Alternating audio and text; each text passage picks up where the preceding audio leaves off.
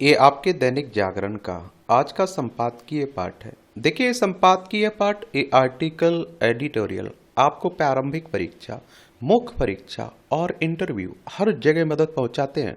चाहे आप लोग सिविल सर्विस एग्जाम की तैयारी कर रहे हो या फिर स्टेट पीसीएस एग्जाम की तैयारी कर रहे हो, इन्हें आप लोग जरूर पढ़ा करिएगा। आर्थिक नहीं, राजनीतिक दाव है टैरिफ। अभी हाल ही में आपने देखा कि अमेरिका के राष्ट्रपति ने, डोनाल्ड ट्रंप ने टैरिफ लगाया हुआ है और इससे आप देखते हैं कि शेयर बाजार में भी काफी उथल पुथल भी मची हुई है।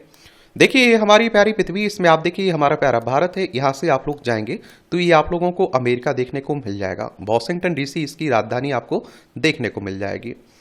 देखिए, ये न्यूयॉर्क है, ये वॉशिंगटन आपको देखने को मिलेगा।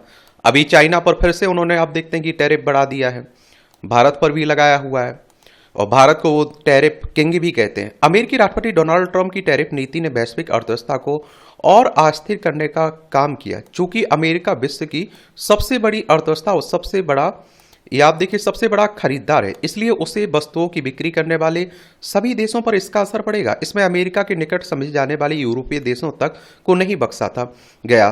तो प्रतिद्वंदी चीन पर भी टैरिफ की चाबुक चलाई गई है। ट्रंप के इस कदम को द्वितीय विश्व युद्ध की समाप्ति के बाद वैश्विक आर्थिक परिदृश्य पर सबसे नाटकीय घटनाक्रम कहा जा रहा है। अमेरिका आधुनिक वैश्विक व्यापार व्यवस्था का सूत्रधार रहा है, लेकिन ताजा पहल के जरिए वह इस व्यवस्था का बंटाधार करने पर तुला है। टैरिफ नीति देखने में भले ही आर्थिक मामलों से संबंधित लगे, लेकिन इसकी असल जड़ें राजनीति में समाई हुई हैं। राष्ट्रपति चुनाव अभियान के दौरान ही ट्रंप ने यह कहकर इसे मुद्दा बनाया हुआ था कि वैश्विक व्यापार व्यवस्था असंतुलित हो गई है और उन्होंने कहा था कि दुनिया हमें लूट रही है, बाकी देश हम ऐसा नहीं होने देंगे, जिसमें अमेरिका पलटा अमेरिका को वस्तुएं बेचने वाले देशों के पक्ष में झुका हुआ। और उन्होंने बार बार कहा कि मौजूदा व्यापारिक परिदृश्य पर अमेरिका और अमेरिकी नागरिकों का शोषण हो रहा है और वह सत्ता में आने के बाद इस व्यवस्था को बदल देंगे। टैरिफ नीति इसी एजेंडा का हिस्सा है। करीब 60 व्यापारिक साझेदारों को इस मामले में व्हाइट हाउस की ओर से निशाने पर लिया गया और इसमें यूरोपीय संघ, चीन जैसे कई व्यापारिक साझेदारों पर अनुचित नीतियों अपनाने का आरोप भी लगाया गया। टैरिफ नीति को आर्थिक स्वतंत्रता की उद्घोषणा करार देते हुए ट्रंप ने दावा किया कि विभिन्न देशों द्वारा ऊंचे टैरिफ एवं अन्य व्यापारिक बाधाओं के चलते ऐसे टैरिफ नीति अपरिहार्य हो गई थी। ट्रंप ने टैरिफ नीति को मेक अमेरिका ग्रेट अगेन मागा अभियान का हिस्सा बताते हुए बीते 5 दशकों से मित्र और बेरी दोनों तरह के देशों द्वारा अमेरिका के साथ की गई लूटपाट के चलते ऐसा किया जाना बहुत जरूरी था। और टैरिफ ट्रंप का विशुद्ध राजनीतिक एजेंडा है। तमाम ऐसे द्वीपीय देश जिनका अमेरिका के साथ नगण्य व्यापार है पर टैरिफ लगाया जाना इसी बात का संकेत है कि वह अपने मतदाताओं को संदेश देना चाहते हैं कि उनकी कथनी और करनी में कोई भेद नहीं है। दूसरे कार्यकाल की शुरुआत में ही ट्रंप ने तब इसके संकेत दे दिए थे जब मैक्सिको और कनाडा जैसे पड़ोसी देशों पर टैरिफ का ऐलान किया था।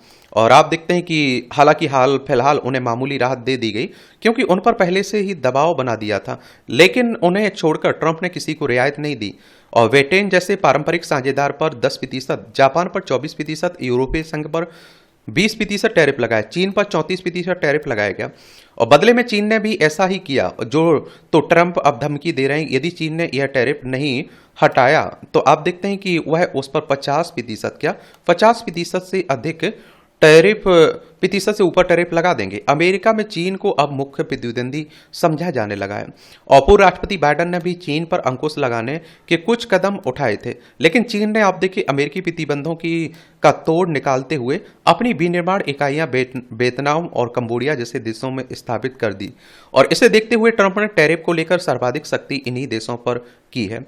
और दुनिया, ये आप देखिए क्या, दुनिया का सबसे बड़ा निर्यातक देश होने के नाते टैरिफ नीति पर चीन की खींच सहज ही समझी जा सकती है। और आप देखते हैं कि ऐसी किसी नीति से आशंकित चीन ने उससे निपटने के प्रयास भी शुरू कर दिए और इसी के तहत कुछ समय पहले उसने यह कहकर भारत पर ही भी डोरे डालने का प्रयास किया कि दोनों देश साझा कोशिश से बहुत कुछ हासिल कर सकते हैं। सामान्य तौर पर वैश्विक स्थापित ढांचे और कानूनों का माखौल उड़ाने वाले चीन टैरिफ के मामले में वैश्विक व्यवस्था की दुहाई देते हुए अमेरिका से ऐसे एक तरफा फैसले को वापस लेने की अपील भी कर रहा है। और ये आप देखेंगे कि आर्थिक तार्किकता के दृष्टिकोण से देखें तो टैरिफ से किसी का भला नहीं होने वाला है। शायद ट्रंप प्रशासन भी यह समझ सकता है और इसलिए उसने कहा कि टैरिफ वापस तो नहीं लिए जाएंगे, मगर संबंधित देश अमेरिका से वार्ता कर समाधान का प्रयास कर सकते हैं। देश सवेर आप देखते हैं कि खुद अमेरिका को इसकी तबियत झेलनी पड़ सकती है। इससे अमेरिका में महंगाई बढ़ने के साथ ही मंदी का खतरा मंडरा रहा है। यदि अमेरिकी अर्थव्यवस्था सुस्त पड़ती है तो उसका असर पूरी दुनिया पर पड़ेगा। शेयर बाजारों में भारी गिरावट से संबंध इससे संकेत भी मिलने लगे। कुछ बड़ी कंपनियों द्वारा स्थापित आपूर्ति श्रृंखला इससे चरमरा सकती है। इसका परोक्ष प्रभाव चीन की ओर झुकाव के रूप में देखने को मिल सकता है। निस्संदेह टैरिफ नीति का भारत से अमेरिका को होने वाले निर्यात पर असर पड़ेगा। व्यापार अमेरिका उन देशों से है जिसके साथ व्यापार में भारत को लाभ होता है और इसलिए टैरिफ नीति से इस लाभ में कुछ सेंध जरूर लगेगी। हालांकि इस आपदा में भी भारत के लिए अवसर विद्यमान है, क्योंकि चीन, वियतनाम, थाईलैंड और बांग्लादेश जैसे उनके प्रतिस्पर्धी निर्यातक देशों पर कहीं ज्यादा टैरिफ लगा है। जो वियतनाम है उस पर की बात हो रही है, जो आप देखते हैं ताइवान है उस पर भी ज्यादा टैरिफ है। भारत पर अपेक्षाकृत 26% टैरिफ लगाने के साथ ही फार्मा जैसे क्षेत्रों को रियायत दी गई है। और नई आप देखिए परिस्थितियों में भारत के लिए कपड़ा, इलेक्ट्रॉनिक्स, मशीनरी जैसे क्षेत्रों में निर्यात के लिए नए अवसर सृजित हो रहे हैं और इन अवसरों को भुनाने के लिए भारत को इंफ्रास्ट्रक्चर, लॉजिस्टिक्स, शोध एवं विकास में निवेश बढ़ाकर अपनी क्षमताएं मजबूत करनी होंगी। तो भूमि एवं श्रम जैसे लंबित सुधारों को भी गति देनी होगी। टैरिफ पर भारत की संयत प्रतिक्रिया भी अमेरिका का मिजाज खराब करने वाली नहीं रही।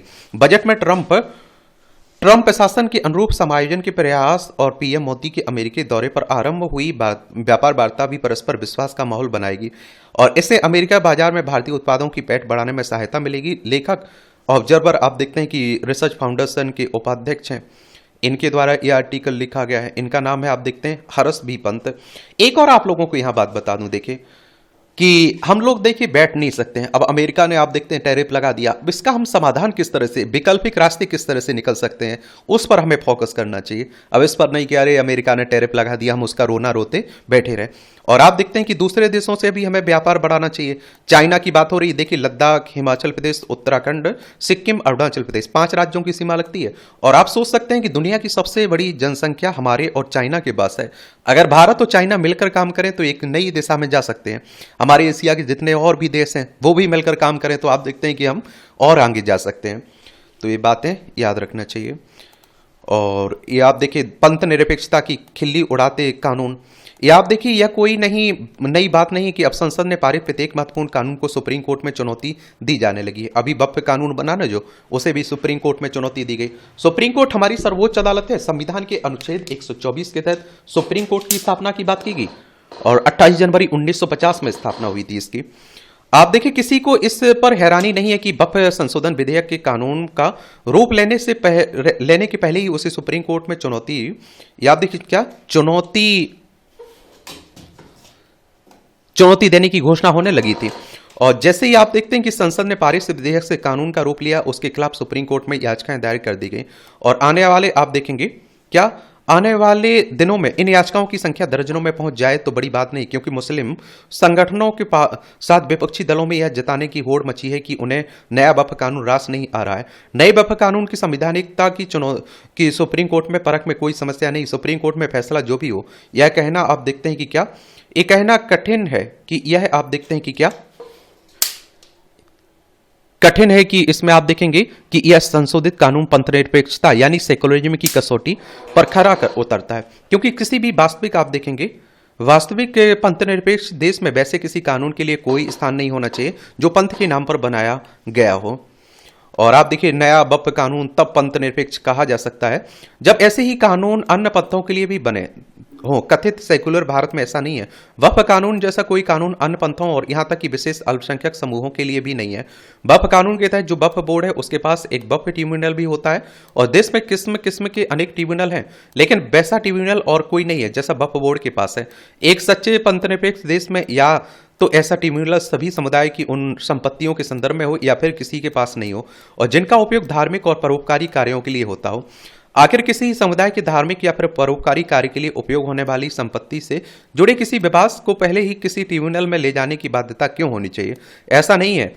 भारत तब सेकुलर यानी पंथनिरपेक्ष बना जब इंदिरा गांधी ने आपातकाल के दौरान कांग्रेस को सेकुलरिज्म के प्रति समर्पित दिखाने के लिए संविधान की प्रस्तावना में सेकुलर और समाजवादी शब्द नत्थी कराए। और भारत तो हजारों वर्ष पहले भी सेकुलर प्रकृति का था, इसी कारण हमारे संविधान निर्माताओं ने इसी प्रकृति का संविधान बनाया। समस्या यह हुई कि सेकुलरिज्म की मनचाही व्याख्या करते हुए उसे वोट बैंक की राजनीति का जरिया बनाया लिया गया। नतीजा यह हुआ कि समान नागरिक संहिता का बिल लाने के स्थान पर हिंदू कोड बिल लाया गया और इस विधेयक के जरिए हिंदुओं के विवाह, उत्तराधिकारी, तलाक, गोद लेने संबंधी कानून बनाए गए। ऐसा करके बिल्कुल ठीक किया गया, लेकिन कोई नहीं जानता है कि अन्य समुदाय को क्यों छोड़ दिया गया। और इसी के दौरान एक अन्य कानून वक्फ संपत्तियों को लेकर भी बनाया गया और इसे ही पिछले सप्ताह संसद में संशोधित किया गया। सबके लिए समान कानून की बात होती रहती है ना, यूसीसी की बात होती रहती है, और 42वें संविधान संशोधन की द्वारा बात हो रही है जो 1976 में हुआ था। ठीक है, और स्वतंत्रता के बाद के दशक में ही अंग्रेजों के बनाए उस कानून को भी कुछ हेर फेर के साथ बनाए रखा, जिसके तहत मंदिरों का संचालन राज्य सरकारों की ओर से किया जाता था। जब अन्य समुदायों को अपने धर्म स्थलों के संचालन का अधिकार प्राप्त तो हिंदुओं को क्यों नहीं? यह समझ आता है कि सरकार धर्मस्थलों के संचालन को लेकर नियम कानून बनाए, लेकिन इसके नाम पर यह नहीं होना चाहिए कि यह उनका नियंत्रण अपने हाथ में ले ले। समझना कठिन है कि एक ही देश में बहुसंख्यक और अल्पसंख्यकों के धार्मिक स्थलों के संचालन के लिए दो तरह के कानून क्यों बने हुए हैं। पंथ निरपेक्षता की खिल्ली उड़ाने वाले ऐसे कानूनों के निर्माण का सिलसिला किस तरह जारी रहा, इसका एक उदाहरण शिक्षा अधिकार कानून है। इसे इस नैक इरादे से बनाया गया था कि निर्धन वर्ग के 6 से 14 वर्ष के बच्चों को मुफ्त शिक्षा प्रदान की जा सके, और अल्पसंख्यकों के शिक्षा संस्थानों को इस कानून से बाहर करके एक अच्छे कानून को भेदभावपूर्ण तो बनाया ही गया, पंथ निरपेक्षता की खिल्ली भी उड़ाई गई। आखिर अल्पसंख्यकों की ओर से संचालित स्कूलों को गरीब बच्चों की मुफ्त शिक्षा देने से छूट क्यों मिलनी चाहिए? जन कल्याण में इस भेद का औचित्य सिद्ध करना कठिन है, और विडंबना यह है कि जब शिक्षा अधिकार कानून इस विसंगति को सुप्रीम कोर्ट में चुनौती दी गई तो वह उसे नजर नहीं आई और उसके अल्पसंख्यकों के स्कूलों को शिक्षा अधिकार कानून से बाहर रखने को सही ठहराया। स्पष्ट है कि संसद से बने कई कानून ही नहीं, सुप्रीम कोर्ट के कुछ फैसलों से भी पंथ निरपेक्षता पर प्रश्न चिन्ह लगा है। देखिए, जब कानून बनाना होता है तो लोकसभा राज्यसभा में कोई प्रस्ताव आता है, उसे क्या कहते हैं आप लोग? विधेयक कहते हैं, बिल कहते हैं। राज्यसभा लोकसभा से पारित होता है, राष्ट्रपति की सहमति मिलती है, वो कानून बन जाता है। यह देखना दयनीय है कि जब हर तरह के भेद समाप्त होने चाहिए तब कुछ नियम कानून ही भेदभाव का जरिया बने हुए हैं। अलग अलग समुदाय के बीच भेद करने वाले कानूनों का दुष्परिणाम यह हुआ कि पंथ निरपेक्षता यानी सेकुलरिज्म आज एक हे शब्द बन गया। आज बेदल वे भी सेकुलरिज्म की बात नहीं करते जो खुद को सेकुलर बताया करते थे। निसंदेह पंथ निरपेक्षता कोई बुरी अवधारणा नहीं है, लेकिन वह तब अवश्य बुरी हो जाती है जब उसके नाम पर एक ही देश में अलग अलग समुदायों के लिए भिन्न भिन्न कानून बनते हैं। यदि देश को वास्तव में सेकुलरिज्म बनाने की कोशिश नहीं होगी तो सेकुलरिज्म और अधिक बदनाम होगा और यह अच्छा नहीं होगा। लेखक दैनिक जागरण के एसोसिएट हैं, इनका नाम है, आप देखते हैं, राजीव सचान। इनके द्वारा यह आर्टिकल लिखा गया है। देखिए, कोई भी कानून आता है तो उसके बारे में एक सामान्य जानकारी आप लोग जरूर याद रखा करिए। क्या बदला है, उसको लेकर क्या चिंताएं जताई जा रही, उन चिंताओं के बारे में भी आप लोग याद रखिएगा। ऊर्जा, मर्यादा और नीति, इन नीति के नियम मर्यादा से बंधे होते हैं। यही कारण है कि भगवान भी जब अवतार लेकर श्री राम के रूप में मानव देह धारण करते हैं तो वह भी नीति के नियमों का पूरी तरह पालन करते हैं। मर्यादा पुरुषोत्तम कहलाते हैं, जो उन्होंने संघर्ष किया, मर्यादाएं जो रखी उन्होंने, उसीलिए तो आप देखिए मर्यादा पुरुषोत्तम कहते हैं हम लोग राम, और उन्हें भगवान उनके कर्मों ने बनाया हुआ है। श्री राम चाहे तो क्या नहीं हो सकता था। जब लक्ष्मण मूर्छित पड़े थे तो भगवान राम चाहते तो मात्र उनके मस्तिष्क पर अपनी एक उंगली भर के स्पर्श से उन्हें जीवित कर सकते थे, परंतु नीति के अधीन रहते हुए उन्होंने अपनी व्यवस्था दिखाई, शत्रु के खेमे से वैद्य को बुलाया। कितना सुंदर संदेश है इसमें। प्रथमता यह कि जिसे जो कार्य सौंपा गया है वही उसे करने का अधिकारी है। दूसरा यह कि नीति की सहायता शत्रु खेमे में से भी मांगी जा सकती है। तीसरा संदेश कि रोगी यदि शत्रु की सेना में हो तो भी वैद्य का प्रथम कर्तव्य है रोगी की चिकित्सा करना। एक बात और आप लोगों को यहाँ बात बता दूं, हमारी आपकी जिंदगी में थोड़ी भी समस्या आती, हम लोग बड़े परेशान होने लगते। बड़े सारे बच्चे आप देखते हैं, कोटा, बाकी राज्यों से भी खबरें आती रहती हैं, शहरों से, कि उन्होंने सुसाइड कर लिया, आत्महत्या कर ली। मैंने आप लोगों से कहा कि संघर्ष, जो आपकी समस्याएं आती हैं, ये आपको मजबूत बनाती हैं, आपको सफलता में आपकी भागीदारी बढ़ाती हैं एक तरह से। अब जिनके सामने समस्याएं ही नहीं है, उनकी जिंदगी क्या है, ये भी तो आप लोग सोचा करिएगा ना। तो हर समस्या का समाधान है, बस उसे समाधान करने की अब में जिज्ञासा हो, संघर्ष हो। श्री राम अंतिम क्षण गिनते मृत्यु शैया पर पड़े रावण के पास लक्ष्मण को ज्ञान प्राप्ति के लिए भेजते। इससे बड़ा उदात्त उदाहरण और कहां देखने को मिल सकता है। विचार कीजिए, ब्रह्मांड का ऐसा कौन सा रहस्य है जो प्रभु श्री राम को ज्ञात ना रहा हो, लक्ष्मण के किस प्रश्न का उत्तर उनके पास ना हो। जब लक्ष्मण विजेता के अहंकार को प्रतिरोहित कर ज्ञान पिपासु की भांति याचक बन रावण की मृत्यु शैया के समीप खड़े होते हैं, तो यही संदेश मिलता है कि शत्रु यदि ज्ञानी है तो शत्रुता एक ओर और उसकी विद्वता दूसरी ओर। ज्ञानी का सम्मान हर स्थिति में होना चाहिए। युद्ध में हार के पश्चात राज्य, भूमि, धन, प्रजा, परिवार सब हाथ से जा सकता है, परंतु ज्ञान की निधि को कोई नहीं छीन सकता है। और वस्तुतः श्री राम का पूरा ही जीवन चरित्र ही अनुसरण योग्य है। यह मात्र एक कथा नहीं है, उत्तम जीवन जीने की नियमावली है। और जिसने इसके अनुसार जीवन ढाल लिया वह तनाव से मुक्त हो गया और उसका जीवन समग्रता में सार्थक हो गया। एक और मैं आप लोगों को बात बताऊं, जो हमारे आप देखते हैं भागवत हो, गीता हो, मैं रामायण की बात कर लीजिए, ये सब आपको जिंदगी जीने के तरीके बताते हैं कि देखिए ऐसा जिंदगी होना चाहिए, ये करना चाहिए, ये नहीं करना चाहिए। समझ रहे हैं आप लोग? और जब कुछ सीख मिल रही हो तो उसमें सीखने में बुराई क्या है। मुद्रा योजना के 10 साल हो चुके हैं, 2015 में आई थी ना। प्रधानमंत्री मोदी ने मुद्रा योजना के 10 साल पूरे होने के अवसर पर इस योजना के लाभार्थियों को अपने आवास पर आमंत्रित कर उनके प्रति पूरे देश का ध्यान आकर्षित करने का काम किया। जो लोन मिलता है ना, उसी की बात हो रही। एक बड़ी उपलब्धि है, बीते 10 वर्षों में पीएम मुद्रा योजना के तहत 52 करोड़ से ज्यादा लोगों को 32 लाख करोड़ से अधिक राशि का कर्ज दिया गया। चलिए आप लोग ये याद रखिएगा, ये आंकड़े आप लोग उपलब्धि के रूप में बता सकते हैं, ठीक है। तो ये जरूर आप लोगों को याद रखना चाहिए इसमें, ठीक है। और लाभान्वित होने वाले लोगों की तरह से कर्ज के रूप में वितरित राशि भी बहुत बड़ी है या उत्साहजनक है। मुद्रा योजना का लाभार्थियों में लगभग 70% महिलाएं हैं। ये आप देखते हैं महिलाओं के सशक्तिकरण पर कहीं लिख रहे हैं तो सरकार की पहल के रूप में इसका भी उल्लेख कर दीजिएगा। इससे बेहतर और कुछ नहीं कि यह योजना महिलाओं को उद्यमशील बनाने के साथ उन्हें आर्थिक रूप से सशक्त बनाने का काम कर रही है। इस तथ्य पर भी विशेष रूप से ध्यान दिया जाना चाहिए। और इस योजना के तहत ऋण लेने वालों में 50% से अधिक अनुसूचित जाति, जनजाति, अन्य पिछड़ा वर्ग के हैं। चूंकि इस योजना के जरिए छोटे व्यवसायों को आर्थिक सहायता प्रदान की जाती है, इसलिए इस नतीजे पर पहुंचा जा सकता है और कि बहुत से लोगों को स्थानीय स्तर पर ही काम मिला होगा, उनका पलायन भी थमा होगा। यह अच्छा हुआ कि प्रधानमंत्री ने मुद्रा योजना के लाभार्थियों की सफलता की कुछ कहानियां रेखांकित की। इससे अन्य लाभार्थियों को भी प्रेरणा मिलेगी।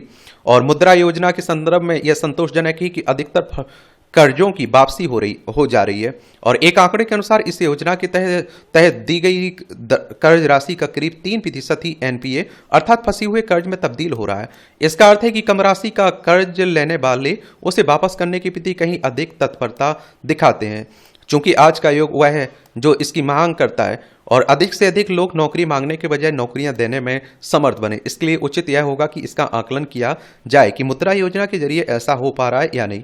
केवल इसके संतुष्ट नहीं हुआ जाना चाहिए कि इस योजना के लाभार्थी अपने पैरों पर खड़े हो पा रहे हैं, क्योंकि बात तब बनेगी जब वे इतने समर्थ बनेंगे कि 2-4 लोगों को रोजगार भी दे सकें। यह समय की मांग है कि हम कम राशि का कर्ज लेने वाले अधिक राशि का कर्ज लेने के लिए उत्साहित हों और वे उसे समय पर चुकाने में भी समर्थ हों। केंद्र सरकार को राज्य सरकारों को इसके लिए प्रेरित करना चाहिए कि वे ऐसी योजनाएं चलाएं कि मुद्रा योजना के लाभार्थी अपना जो भी उद्यम चला रहे हैं उसे भी सूक्ष्म एवं लघु उद्योगों में परिवर्तित कर सकें। एक जला एक उत्पाद जैसी योजनाएं इसमें सहायक बन सकती हैं। और एक बात तो आप लोग भी जानते हैं कि हर किसी को आप देखते हैं कि सरकारी नौकरी नहीं मिल सकती है। तो आप देखें, अपना काम धंधा शुरू करें। प्रधानमंत्री कहते रहते हैं ना कि भैया वो करिए, क्या करिए, आत्मनिर्भर बनिए। ये करते रहते हैं कि नहीं कहते रहते हैं। तो उसी की बात हो रही है। पीएम मुद्रा योजना की बात जरूर याद रखिएगा, क्योंकि इससे आप देखते हैं कि क्वेश्चंस आपके एग्जाम में पूछे जाते हैं कि नहीं पूछे जाते, बिल्कुल पूछे जाते हैं। उस तरह की योजनाओं के बारे में जरूर आपको याद रखना चाहिए। जब आप लोग कहीं कुछ लिख रहे हैं तो वहां भी आप लोग बता दिया करिएगा इसका।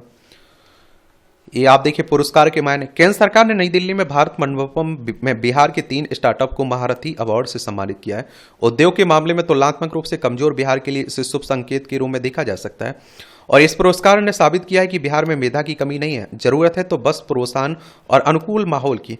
इस पुरस्कार से यह उम्मीद जगती है कि जिस तरह विभिन्न प्रतियोगी परीक्षाओं में बिहार की मेधा की उपलब्धि की चर्चा होती रही है, वैसे ही मेधा स्टार्टअप के क्षेत्र में भी दिखेगी। इस क्षेत्र में छोटी पूंजी से भी बड़ी उपलब्धि हासिल की जा सकती है और बेरोजगारी को दूर करने में ये स्टार्टअप सक्षम है। जिन 3 स्टार्टअप को सम्मान मिला उनमें एक ईवाई डेल्टा तकनीक से जुड़ा है, दूसरा लेडी फेयर सौंदर्य आधारित सेवा से संबंधित है, जबकि तीसरा भोजपत्रा कृषि क्षेत्र से जुड़ा है। ये तीनों स्टार्टअप अपने फलक को पूरा विस्तार देकर न सिर्फ अच्छा व्यवसाय कर रहे हैं बल्कि बड़ी संख्या में लोगों को रोजगार से जोड़ रहे हैं। राज्य में और भी कई ऐसे स्टार्टअप हैं जो लगातार प्रगति के पथ पर बढ़ रहे हैं।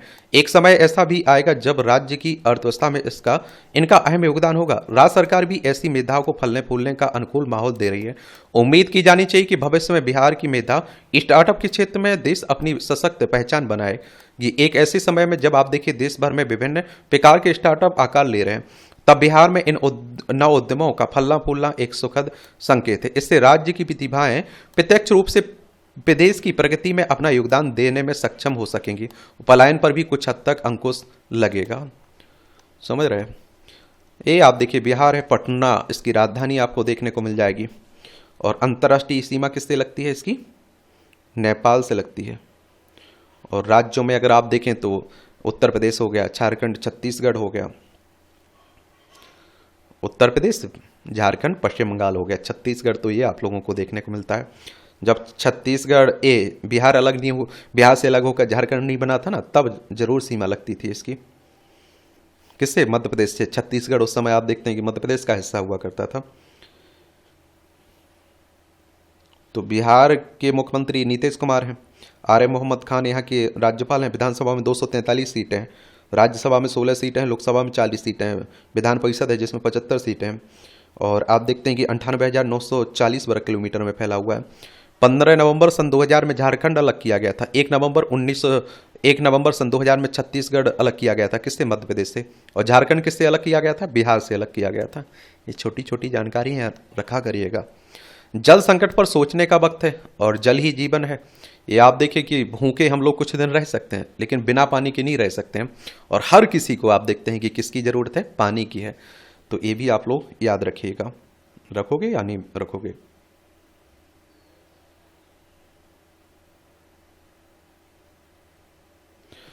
ये आप देखिए विश्व आर्थिक मंच की रिपोर्ट के अनुसार 2025 से 2027 के बीच जल आपूर्ति की कमी भारत के लिए सबसे गंभीर जोखिम के रूप में उभर सकती है। इससे पहले नीति आयोग ने चेतावनी दी थी कि देश की लगभग 60 करोड़ आबादी उच्च जल तनाव का सामना कर रही है। वास्तव में भारत गंभीर जल संकट की ओर बढ़ रहा है। देश में दुनिया की 18% आबादी रहती है पर केवल 4% जल संसाधन ही उपलब्ध है। देखिए वर्ल्ड इकोनॉमिक मंच की बात करें तो इसकी स्थापना याद रखिएगा 24 जनवरी 1971 में हुई थी और स्विट्जरलैंड में इसका हेडक्वार्टर देखने को मिलेगा। नीति आयोग योजना आयोग को स्थापित करके आया 2015 में। दरअसल जनसंख्या वृद्धि, शहरीकरण, औद्योगिकरण के कारण देश में जल की मांग लगातार बढ़ रही है और जिससे उपलब्ध जल संसाधनों पर अतिरिक्त भार पड़ रहा है। परिणाम स्वरूप वैश्विक स्तर पर उपयोग किए जाने वाले कुल भूजल का लगभग 1/4 हिस्सा केवल भारत में ही उपयोग किया जाता है।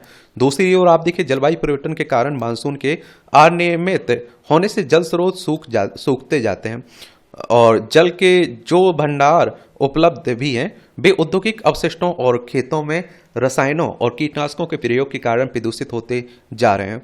और आप देखिए इससे जल का सेवन न केवल असमय बीमार बनाता है बल्कि अतिरिक्त आर्थिक दबाव भी बढ़ाता है। वहीं आप देखिए अकुशल जल प्रबंधन, पानी को सहेजने के प्रति नागरिक बोध का अभाव जल की निर्मम बर्बादी भी चिंतित करती है। हालांकि देश के कुछ इलाकों में जल संकट पूरे वर्ष व्याप्त रहता है लेकिन गर्मी के आगमन के साथ यह संकट और भी गहराने लगता है। दिल्ली का हाल आप देख लीजिए, क्या परेशानी हुई थी। और बेंगलोर में आप लोगों को याद होगा बेंगलोर का मामला भी। और आप देखते हैं कि देखा जाए तो यह संकट केवल स्वच्छ पेयजल की उपलब्धता और गुणवत्ता तक सीमित नहीं है बल्कि इसका असर कृषि, उद्योग और मानव स्वास्थ्य पर भी पड़ता है। पानी से जुड़े संकट किसी देश के सामाजिक और आर्थिक विकास को प्रभावित कर सकता है और जल संकट के कारण कृषि पैदावार में कमी आ सकती है और देश में खाद्य संकट गहरा सकता है। ऐसे हालत में किसानों के साथ साथ आम नागरिकों को महंगाई और उपलब्धता संबंधी परेशानी झेलनी पड़ सकती है। वहीं औद्योगिक उत्पादन में कमी से देश की अर्थव्यवस्था चौपट हो सकती है। जल की निर्बाध आपूर्ति होना मानसिक पीड़ा का भी कारण बन सकता है। समय पर जल उपलब्ध ना होना, शुद्ध जल का ना मिलना तथा जल के लिए संघर्ष करना चुनौतीपूर्ण स्थितियां हैं। इस तरह जल किसी क्षेत्र, विशेष समुदाय या राष्ट्रीय स्तर पर सामाजिक आर्थिक ताने बाने को प्रभावित कर सकता है। बहरहाल जल संकट से उबरने के लिए जल संरक्षण को लेकर गंभीर होना अब विकल्प नहीं, आवश्यकता बन गई। यह जिम्मेदारी केवल उन लोगों की नहीं है जिन्हें जल कठिनाई से मिलता है, बल्कि उन लोगों की भी है जिन्हें जल सहजता से उपलब्ध है। अतः प्रत्येक व्यक्ति को पानी की हर बूंद का मूल्य समझना होगा। और कई जगह आप देखते हैं कि गंदा पानी पीते रहते हैं लोग, और उससे कई बीमारियां का जन्म होता है। ये भी आप लोग सुनते रहते होंगे। ये आप देखिए टिप्पणियां रहती हैं, देखना हुआ कि तो देख सकते हैं। इसकी पीडीएफ आपको एजुकेशन सर्कल प्लेटफॉर्म है ना, वहां डाल दी जाती है, तो वहां से जाकर आप लोग डाउनलोड कर लिया करिएगा। बिम्स्टेक की प्रासंगिकता, और देखिए बिम्स्टेक यानी bay of Bengal initiative for multi sectoral technical and economic cooperation है इसका पूरा नाम। और 6 जून 1997 में इसकी स्थापना हुई थी। ढाका बांग्लादेश में इसका सीक्रेटेट देखने को मिलेगा। Bangladesh, Bhutan, India, Myanmar, Nepal, Sri Lanka, Thailand इसके मेंबर आपको देखने को मिल जाएंगे, सदस्य देखने को मिल जाएंगे। और हाल ही में आप देखते हैं कि थाईलैंड की राजधानी बैंकॉक में दक्षिण पूर्व एशियाई देशों भारत, बांग्लादेश, भूटान, नेपाल, म्यांमार, थाईलैंड, श्रीलंका को एक मंच पर लाने वाले बिम्स्टेक बंगाल की खाड़ी बहुक्षेत्रीय तकनीकी और आर्थिक सहयोग पहल संगठन का छठा शिखर सम्मेलन हुआ है। कौन सा? छठा। प्रधानमंत्री नरेंद्र मोदी ने इस शिखर सम्मेलन के जरिए क्षेत्र में सहयोग और समन्वय बढ़ाने की पहल के साथ बैंकॉक विजन 2030 तक का रोड मैप खींचा है। उन्होंने आर्थिक एकीकरण, कनेक्टिविटी पर जोर देते हुए व्यापार बाधाओं को कम करने, डिजिटल व्यापार एवं आप देखिए ई कॉमर्स का विस्तार करने पर बल दिया है। साथ ही सीमा पार लेन देन की सुव्यवस्थित करने के लिए बिम्स्टेक डिजिटल व्यापार मंच की सार्थकता को भी रेखांकित किया है। इसे ध्यान में रखते हुए उन्होंने भारत के यूपीआई को बिम्स्टेक सदस्य देशों के भुगतान सिस्टम से जोड़ने का आह्वान किया, ताकि क्षेत्रीय अर्थव्यवस्था को नई ऊंचाई दी जा सके। और आप देखते हैं कि अगर सदस्य देश इसमें दिलचस्पी दिखाते हैं तो निस्संदेह इस क्षेत्र में व्यापार, व्यवसाय और पर्यटन को पंख लगना तय है। और जिस तरह दुनिया भर में व्यापारिक तनाव बढ़ रहा है और टैरिफ बार चल रहा है, उस परिप्रेक्ष्य में बिम्स्टेक देशों में स्थानीय मुद्रा में व्यापार की संभावनाएं अर्थव्यवस्था को नई गति दे सकती हैं। प्रधानमंत्री मोदी ने आतंकवाद निरोध और समुद्री सुरक्षा पर बल देते हुए मानव संसाधन अवसंरचना के संगठित विकास के लिए बिम्स्टेक बोधि पहल का भी ऐलान किया। इसका उद्देश्य हर साल युवाओं को प्रशिक्षित करना है। 1997 में बैंकॉक घोषणा पत्र के माध्यम से बिम्स्टेक क्षेत्रीय संगठन के रूप में अस्तित्व में आया था। यह समूह क्षेत्रीय सहयोग को मजबूत करने से संबंधित है। भारत के परिप्रेक्ष्य में देखा जाए तो यह देश को 3 प्रमुख नीतियों के साथ आगे बढ़ने का न केवल अवसर देता है, बल्कि उसके महत्व को भी बढ़ावा देता है। और जिससे पड़ोसी प्रथम नीति के अंतर्गत देश की सीमा के नजदीक क्षेत्रों को प्रधानता देना शामिल है, जबकि एक्ट ईस्ट भारत को दक्षिण पूर्व एशिया से जोड़ता है। बिम्स्टेक एक्ट ईस्ट के सोच को भी कुछ मजबूती दे सकता है। भारत के पूर्वोत्तर राज्यों का आर्थिक विकास पूर्वोत्तर राज्यों को बांग्लादेश और म्यांमार के माध्यम से बंगाल की खाड़ी क्षेत्र से जोड़ने जैसे विचारों से युक्त है। और आप देखते हैं कि क्या युक्त है। इसके अलावा बंगाल की खाड़ी के आसपास के देशों में चीन के बेल्ट एंड रोड इनिशिएटिव के विस्तारवादी प्रभाव से भारत को मुकाबला करने का भरपूर अवसर प्रदान करता है। साथ ही भारत और पाकिस्तान के बीच मतभेदों के कारण दक्षिण एशियाई क्षेत्रीय सहयोग संगठन सार्क के महत्वहीन हो जाने के कारण भारत को अपने पड़ोसी देशों के साथ जुड़ने हेतु तमाम सहयोगियों के साथ एक नया मंच भी प्रदान करता है। और भारत, आप देखते हैं कि भारत आसियान दक्षिण पूर्व एशियाई देशों का संगठन देशों के साथ अच्छे संबंध, व्यापार की चाह से युक्त रहा है। हालांकि आसियान देशों के आधे से अधिक बाजार पर चीन का कब्जा है और इसकी काट के लिए भारत एशिया प्रशांत आर्थिक सहयोग एपेक में भी शामिल होना चाह रहा है।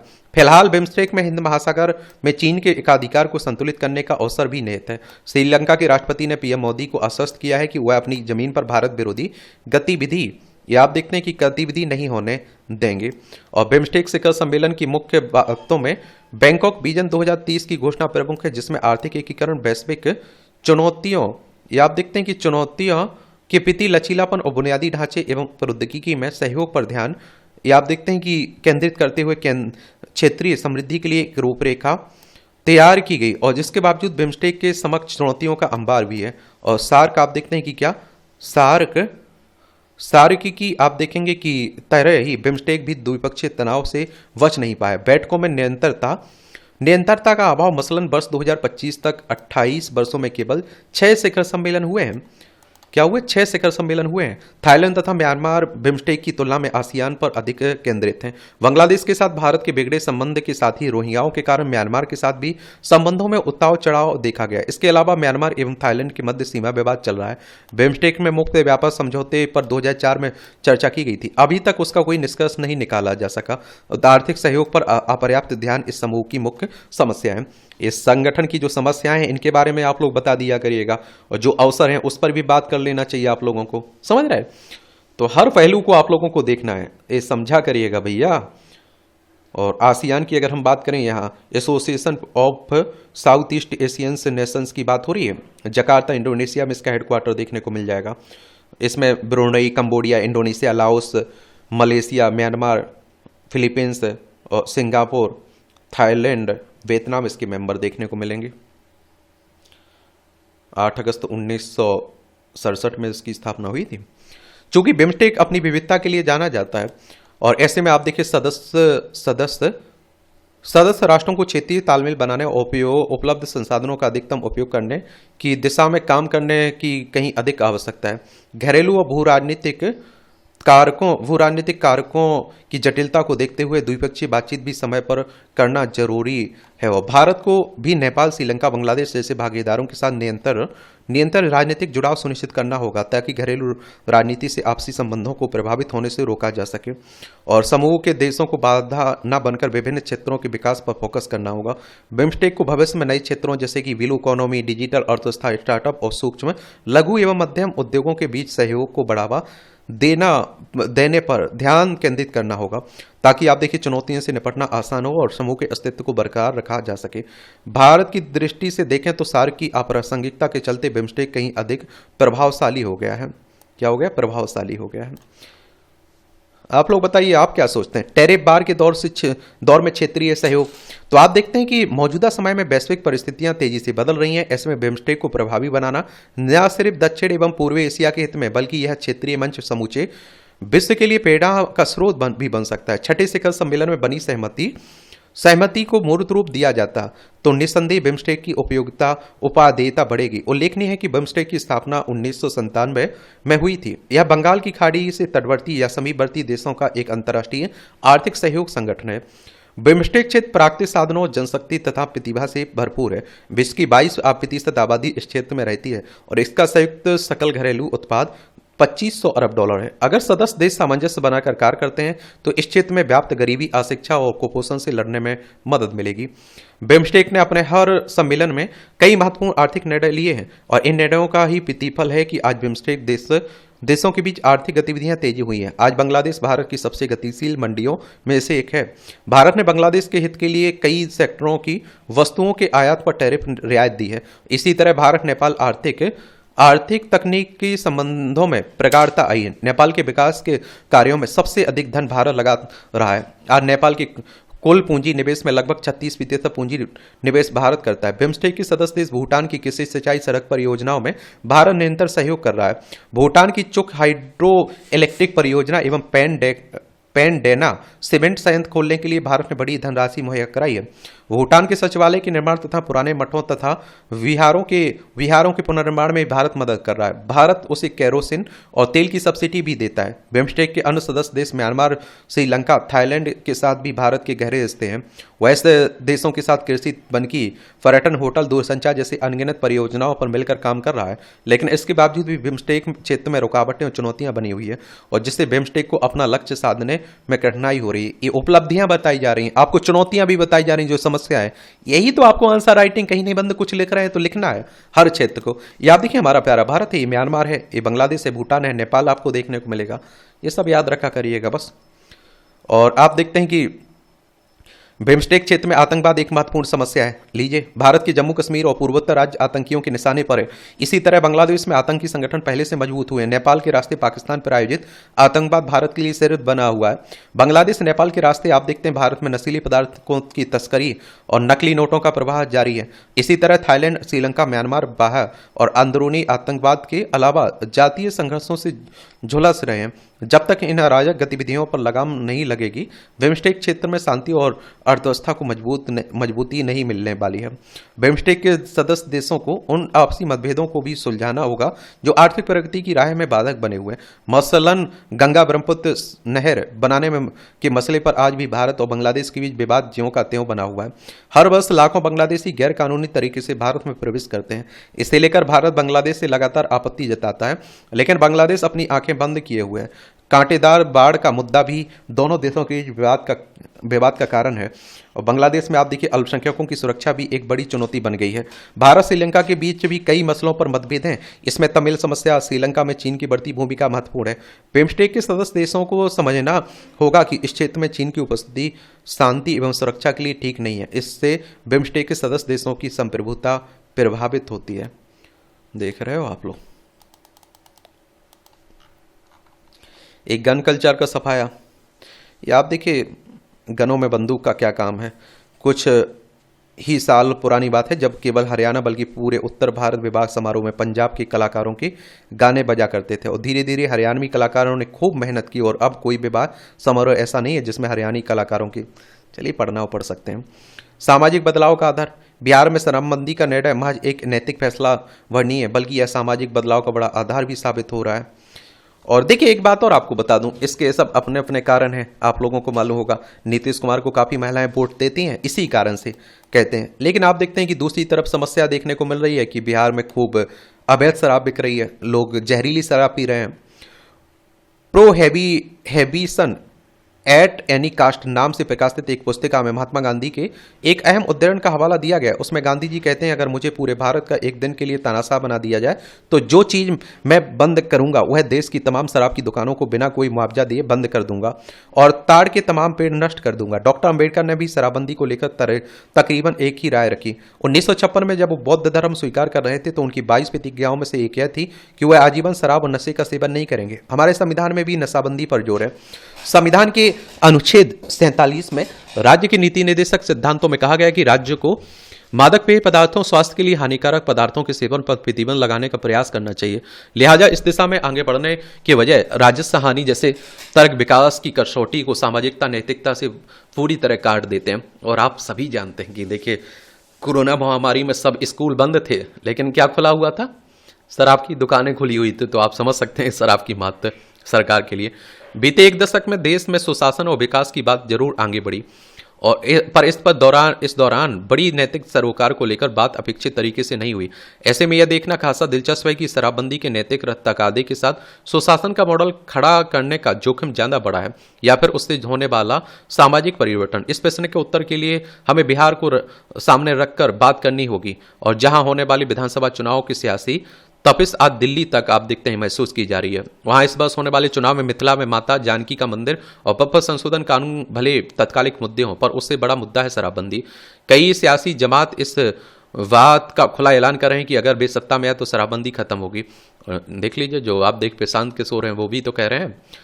और गौरतलब है कि बिहार में शराबबंदी के 9 वर्ष पूरे हो चुके हैं। इन वर्षों में बिहार की राजनीति में अस्मितावादी विमर्श की जमीनी हस्तर को कई रूपों में देखा गया, पर इस सबके चलते भी शराबबंदी का फैसला ऐसा है जो राजनीतिक नफा नुकसान को छोड़ इस निर्णय को लेने के लिए मुख्यमंत्री नीतीश कुमार के नैतिक साहस को अहमियत देता है।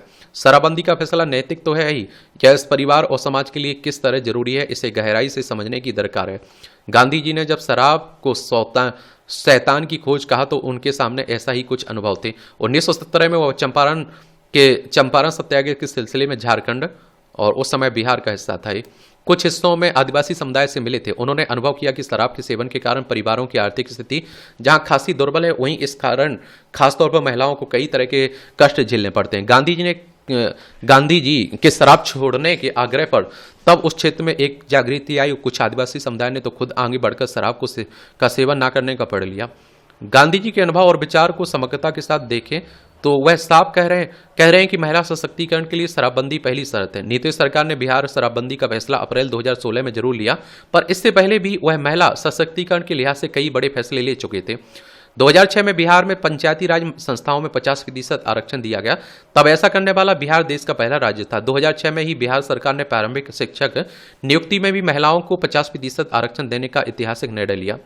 और इसी तरह वर्ष 2007 से नगर निकायों में महिलाओं को 50% आरक्षण मिला। इन फैसलों से प्रदेश में महिलाओं में बड़े आत्मविश्वास का नतीजा है कि बिहार आज सबसे ज्यादा 10.81 लाख स्वयं सहायता समूह बनाकर देश में पहले स्थान पर है। इससे प्रदेश में 1.35 करोड़ से अधिक महिलाएं आत्मनिर्भर बनी हैं। बात करें पूरे देश की तो 1960 में तत्कालीन बॉम्बे से अलग होकर जब गुजरात बना तभी से वहां शराबबंदी है। इस तरह पूर्वोत्तर के कई शराबों में भी शराबबंदी है। अलबत्ता मणिपुर को लेकर हरियाणा तक ऐसे कई राज्य भी हैं जो इस बड़े फैसले पर कायम नहीं रह सके। आज जब भारत एक सॉफ्ट पावर के तौर पर दुनिया में अपनी चमक बिखेर रहा है तो इस नैतिक और सांस्कृतिक मूल्य निष्ठा पर ज्यादा गंभीर होने की जरूरत है। आखिरकार शराबबंदी का फैसला महज एक नैतिक फैसला भर नहीं बल्कि यह सामाजिक बदलाव का बड़ा आधार भी है।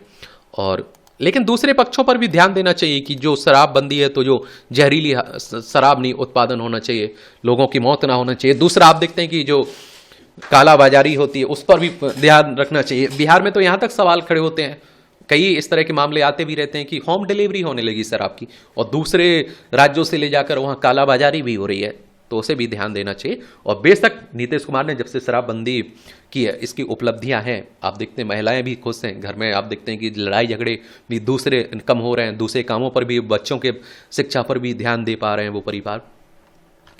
तो इस तरह से आप देखेंगे कि आज के संपादकीय पाठ की कहानी कवर होती है। आप लोग पढ़ते रहिए, एंजॉय करते रहिए। आपका कोई सवाल हो, सुझाव हो तो बता सकते हैं।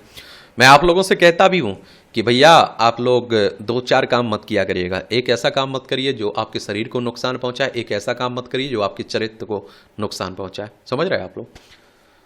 मेरी तरफ से अच्छे से शुभकामनाएं हैं। मेरी ऊपर वाले से दुआ है कि आपको अपने सपने मिलें, पूरे हों आपके सपने।